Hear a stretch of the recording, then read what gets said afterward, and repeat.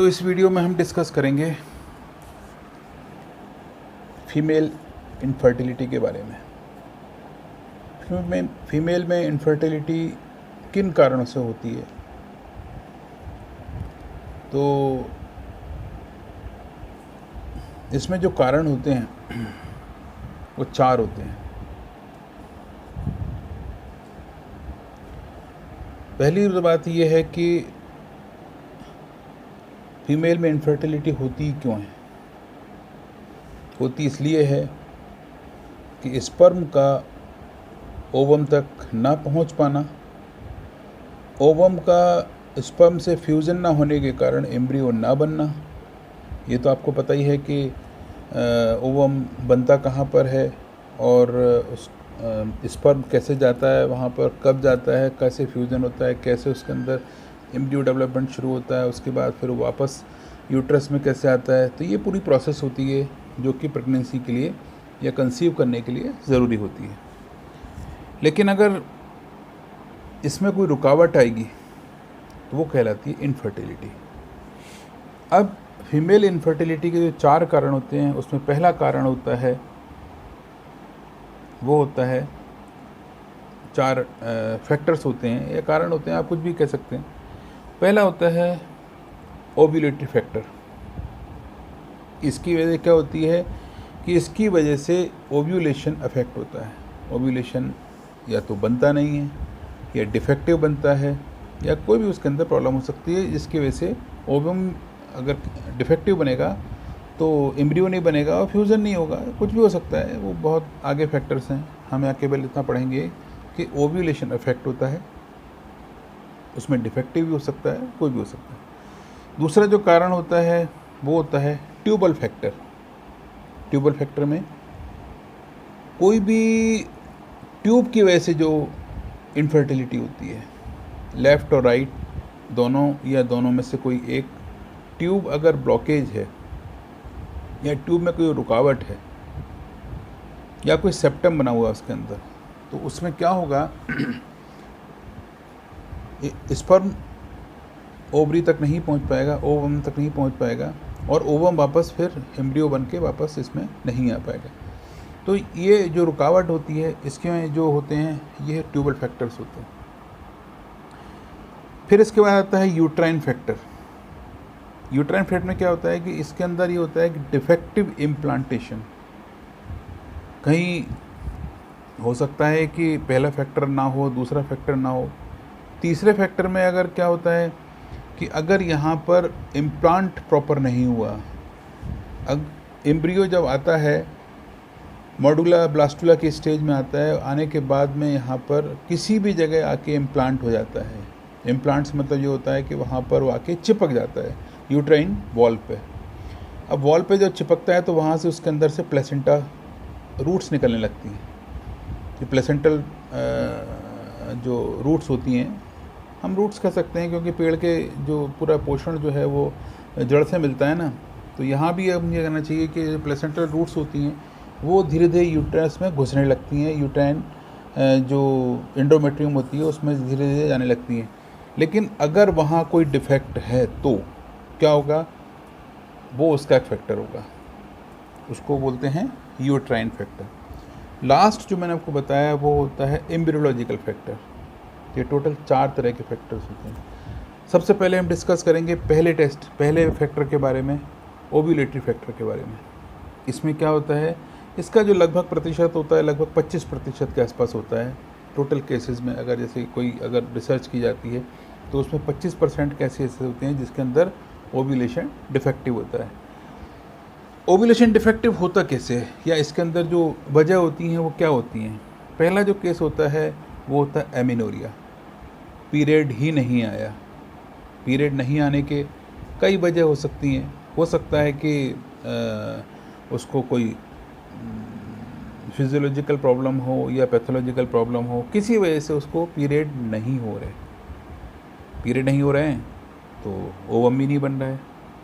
दूसरा होता है anovulation. Anovulation means ovum का ना बनना। ये सब ओवरी की वजह से है ना, ओवरी में कोई प्रॉब्लम है तो ओवम नहीं बने। तीसरा होता है pre mature ovarian failure. Pre mature ovarian follicle, इसको बोलते हैं POF। ओवरी अगर फेल हो जाए, फेल इन द सेंस कि वो जो उसके फंक्शन हैं वो प्रॉपर ना करे, और उसमें अगर वो किसी वजह से अगर फेल हो जाए तो भी ओवरी के कारण होते हैं, उसमें भी ओवम नहीं बनेगा, ये डिफेक्टिव बनेगा। नेक्स्ट होता है हाइपर प्रोटीनीमिया। ये एक ऐसी पैथोलॉजिकल कंडीशन है जिसके अंदर प्रोटीन की जो मात्रा होती है वो ब्लड के अंदर बढ़ जाती है, तो ये कंडीशन कहलाती है प्रोलैक्टीमिया।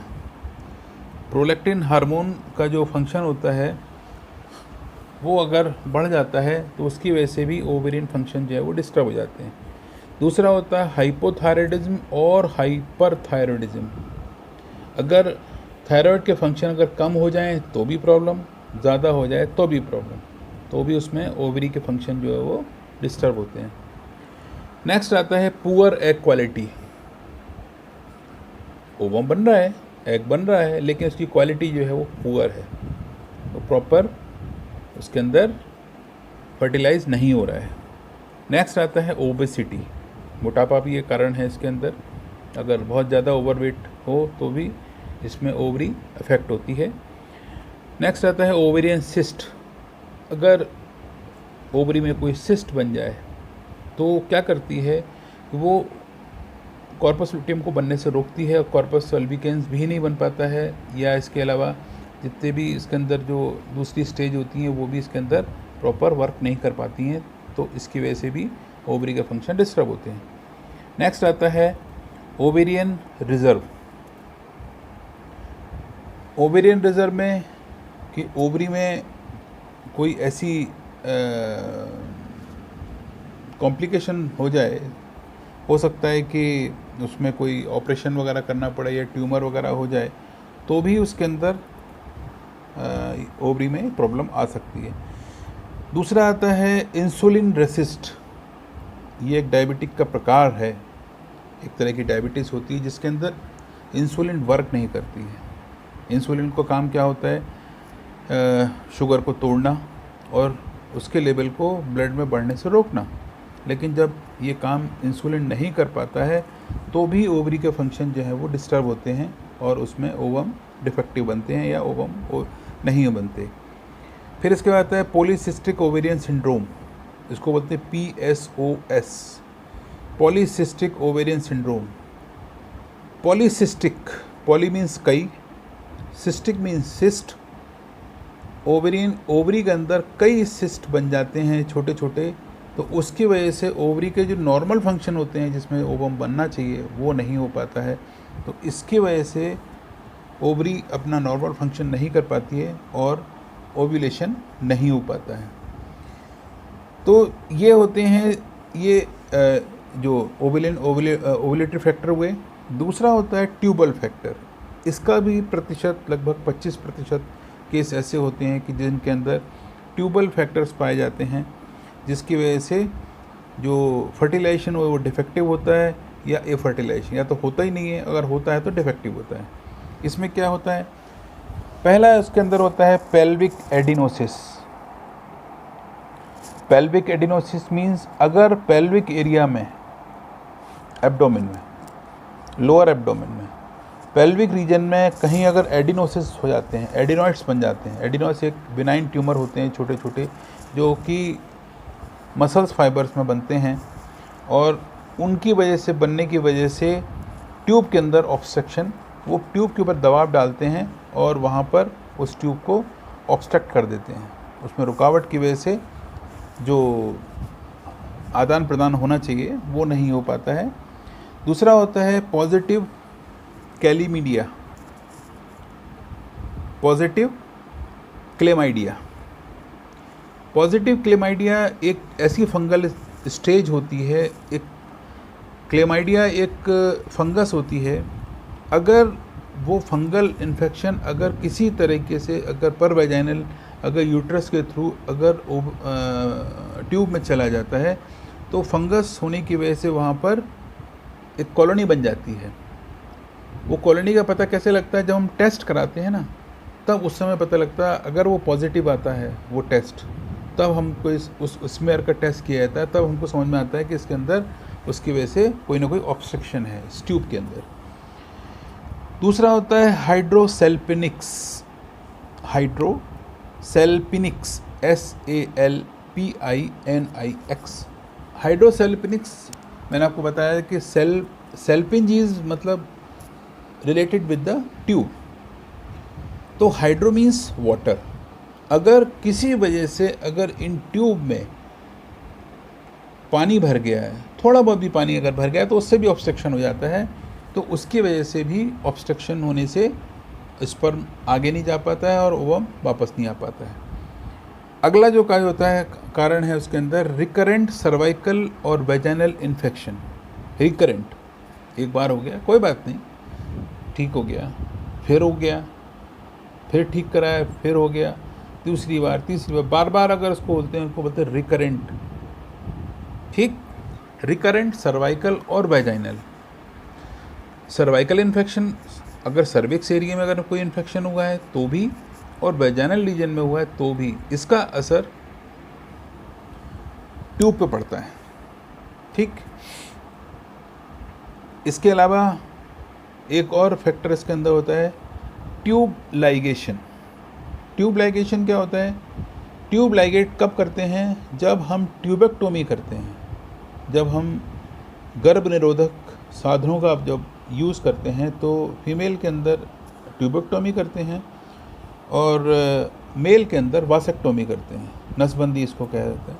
तो यहाँ पर इन ट्यूब जो फेलोपियन ट्यूब होती हैं, इन दोनों फेलोपियन ट्यूब को लाइगेट कर देते हैं, बांध देते हैं, और जिससे कि इसके अंदर से स्पर्म जो है या ओवम आदान प्रदान ना हो सके।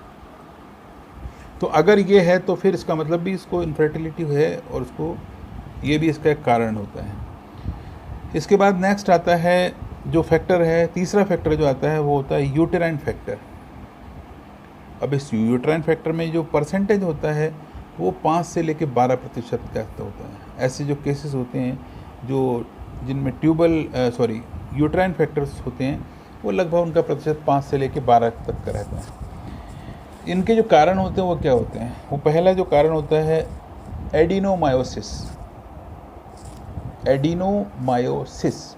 एडिनो मीन्स मैंने आपको बताया एडिनोइड्स बनना, बिनाइन ट्यूमर दो तरह के होते हैं, एक होता है मैलिग्नेंट, एक होता है बिनाइन। जो मैलिग्नेंट ट्यूमर होता है वो सॉफ्ट टिश्यूज़ में होता है और ऐसी जगह पर होता है जहाँ मैकेनिकल प्रेशर पड़ते हैं, जैसे आपके मुंह में, टंग पे, ईसोफेगस में, या अंदर के जितने भी ऑर्गन्स होते हैं जहाँ मैकेनिकल प्रेशर होता है, सर्विक्स में, वेजाइना में, यहाँ होते हैं मैलिग्नेंट ट्यूमर। मैलिग्नेंसी होती है, ये मैलिग्नेंट कैंसर कहते हैं इसको। और बिनाइन जो होते हैं वो छोटे छोटे कैप्सुलेटेड फॉर्म में रहते हैं, सिस्ट फॉर्म में रहते हैं, ट्यूमर फॉर्म में रहते हैं और बरसों तक पड़े रहते हैं, उनका कोई दिक्कत नहीं होती। लेकिन अगर उनको छेड़छाड़ किया जाता है, अगर उनको कैप्सूल से हटाया जाता है, उसको निकाला जाता है, तो वो फट जाते हैं और काफ़ी बुरी तरह से फटते हैं और पूरे में फैल जाते हैं। तो यहाँ पर जो इसके अंदर जो फैक्टर है एडिनोमायोसिस मीन्स एडिनोइड्स का बनना, और कहाँ पर? मायोसिस मीन्स यूट्रस की जो मिडिल वॉल है, जिसको एंडोमायोसिस बोलते हैं, मायोमेट्रियम। इस मायोमेट्रियम के अंदर छोटे छोटे एडिनोइड्स के बन जाने की वजह से भी जो इम्प्लांटेशन नहीं हो पाता है और जल्दी मिसकैरेज हो जाता है और उसको प्रेगनेंसी कंसीव नहीं हो पाती। दूसरा फैक्टर होता है एंडोमेट्रियोसिस। एंडोमेट्रियोसिस में क्या होता है?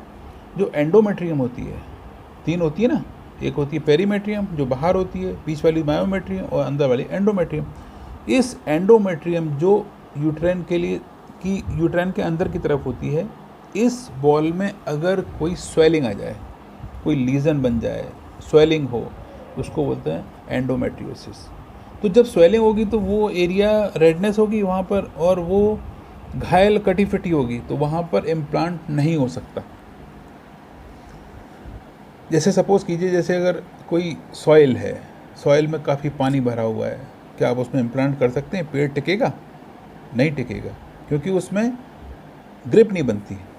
ठीक वैसे यहाँ पर होता है। दूसरा होता है मुलेरियन मालफॉर्मेशन।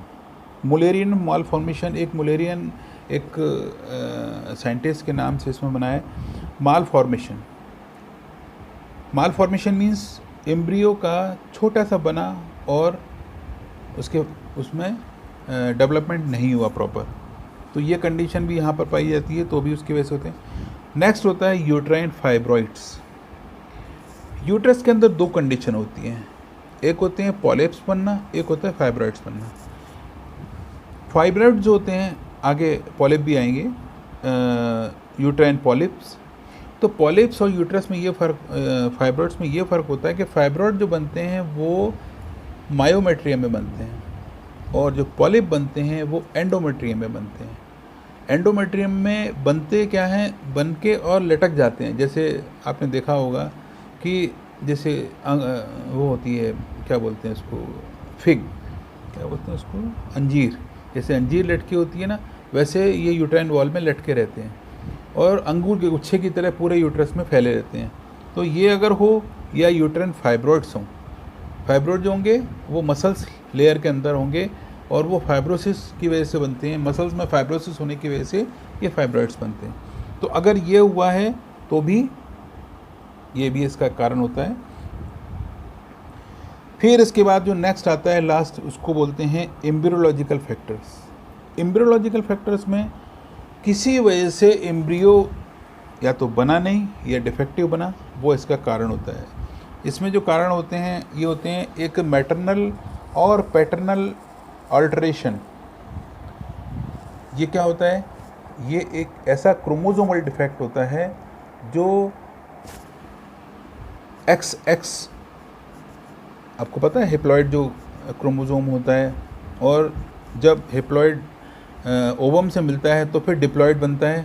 अगर वो डिफेक्टिव है तो फिर उसमें जो वो होंगे, उसमें जो डेवलपमेंट होंगे वो पूरे कंप्लीट डेवलपमेंट नहीं होंगे और किसी वजह से भी मिसकैरेज हो सकता है। दूसरा होता है इम्प्लांटेशन फेल्यूर।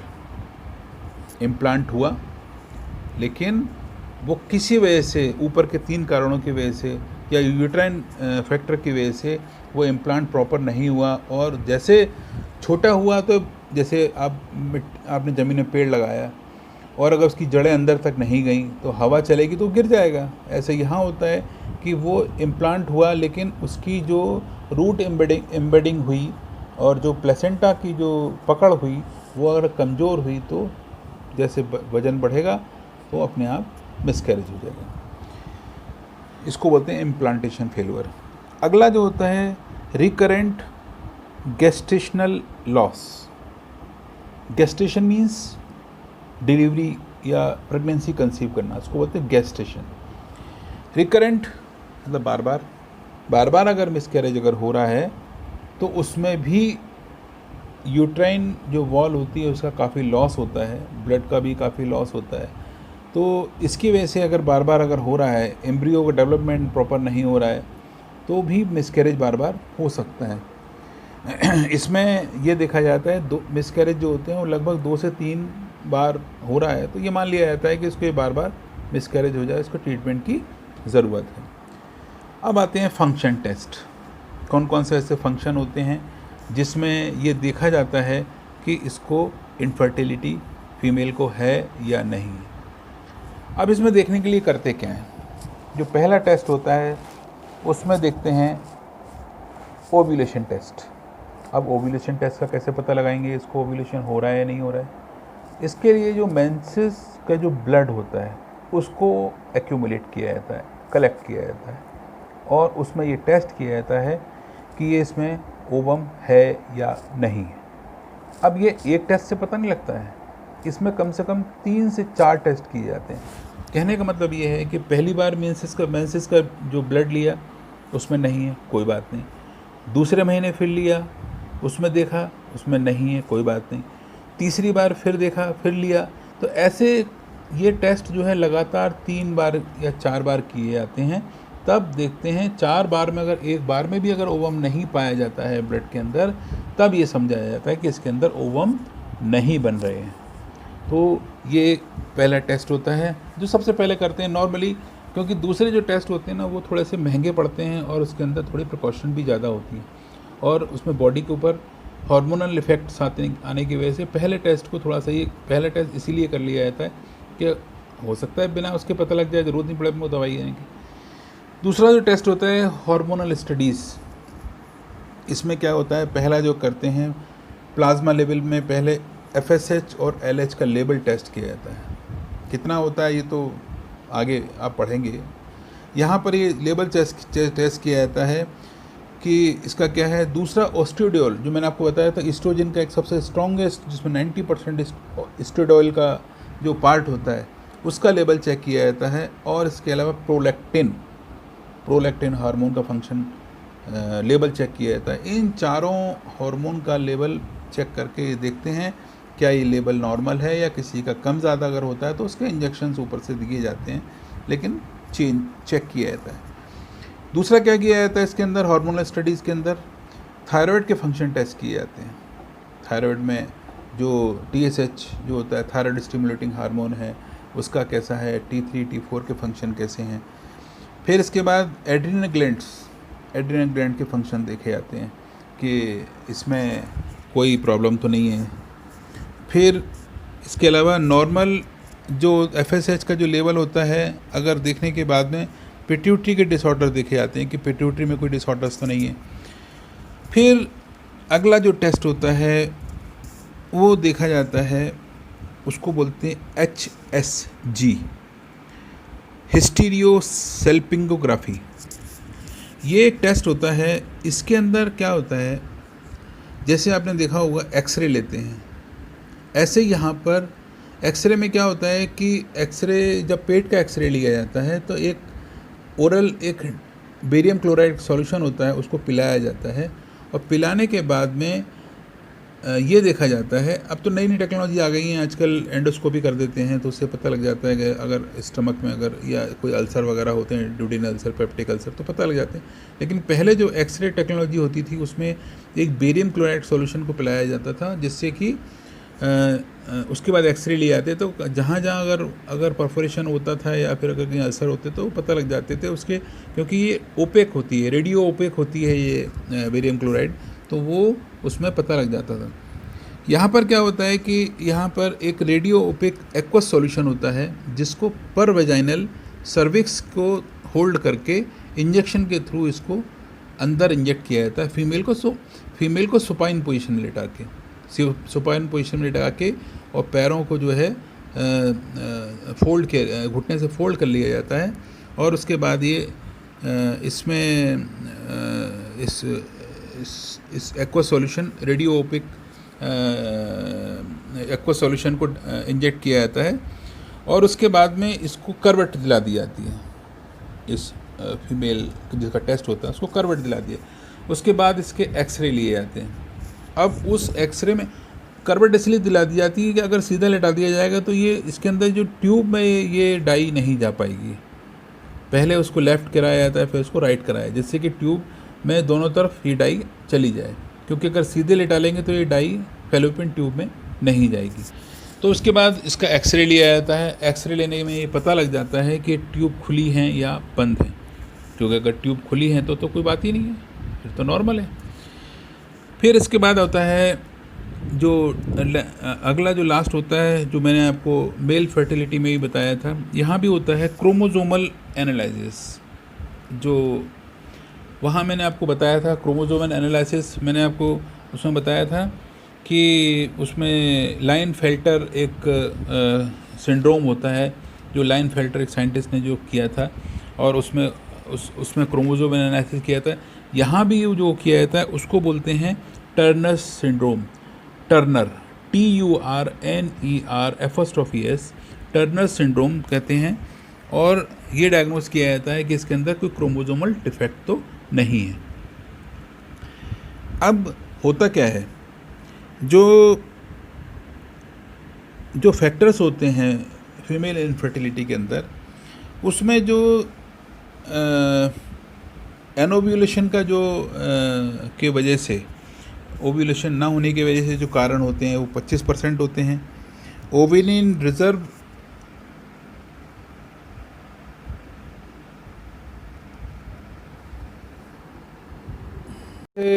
ये टोटल कारण होते हैं फीमेल इनफर्टिलिटी के, जो कि जिनका ट्रीटमेंट ये टेस्ट किया जाता है, पता लगने के बाद उसके हार्मोनल ट्रीटमेंट होते हैं, वो डॉक्टर करते हैं।